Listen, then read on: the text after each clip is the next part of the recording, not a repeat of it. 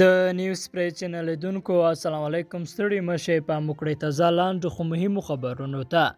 طالبانو هغه ګنګوسې رد کړې چې ګوکې له لوی برج یې د افغانستان ملي بیرغ راښکته کړی. طالبان وایي د افغانستان ملي بیرغ اوس هم پر خپل ځای ولاړ او په دې تړاو خپاره شوي راپورونه بې اساسه دي.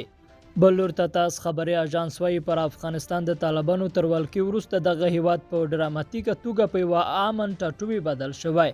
خو یوازینی ځای چې ګډوډي بېنظمي او ثبات پکې نشته هغه د کابل نړیوال هوایي ډګر دی چې امریکایان په مدیریت کې پاتې راغلي او په لوی لاس اوس غواړي هلته نوره ګډوډي هم جوړه او افغانان د خپل هیواد په راتلونکي بې باوره کړي. په قطر کې د طالبانو د سیاسي دفتر لوړ رتبه غړو چې مشري مولوي شهاب الدین دلاور کوله نن په کابل کې له پخواني ولسمشر حامد کرزي او د ملي مسلې د عالي شورا له مشر عبدالله سره کتلې دي.